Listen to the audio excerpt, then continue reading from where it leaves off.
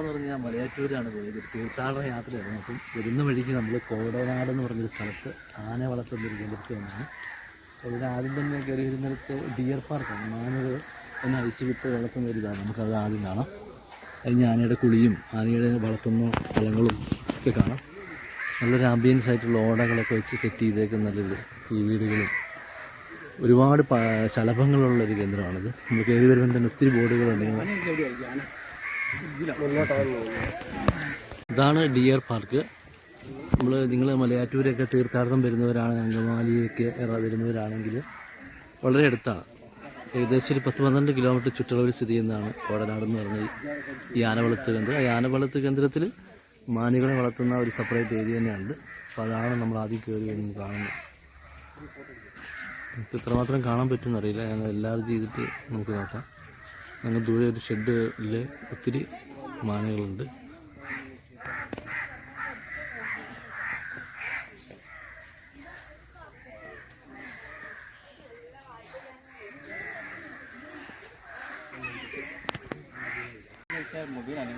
കൂടെ വന്ന ആൾക്കാർ ഫോട്ടോ എടുക്കുന്നത് ജെറാൾഡ് നമ്മൾ 5 പേരെ ടീമായിട്ടാണ് വന്നത്. അപ്പോൾ നമ്മുടെ കൂടെയുള്ള മനു, പേര് പറഞ്ഞു, ഷിജോ, മനു, ജെറാൾഡ്, എല്ലാവരും ഫോട്ടോ സെഷനാണ്.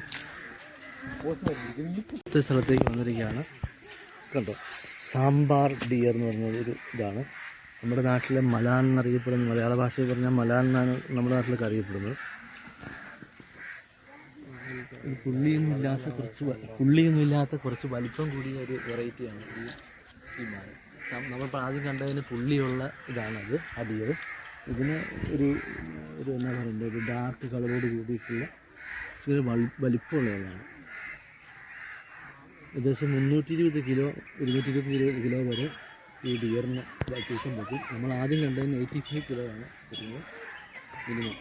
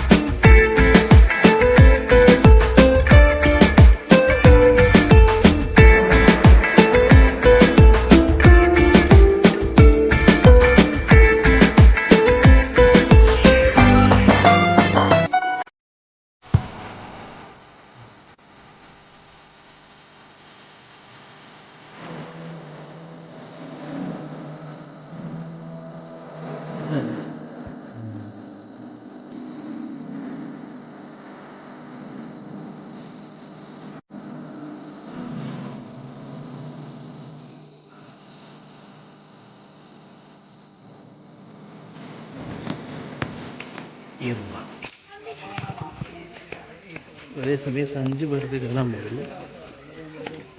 5 പേര്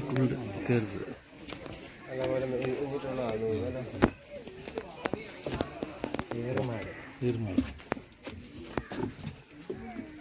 അത്യാധുനിക സജ്ജീകരണങ്ങളോട് തയ്യാറാക്കിയ ഏറുമാടമാണ്. ഏറുമാടം കുഴപ്പമില്ല, സൂപ്പർ.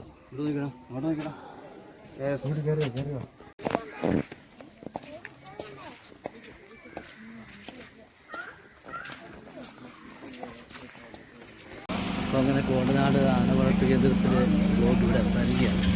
മറ്റൊരു ബ്ലോഗുമായിട്ട് കണ്ടുപിടിക്കാം. Okay, by.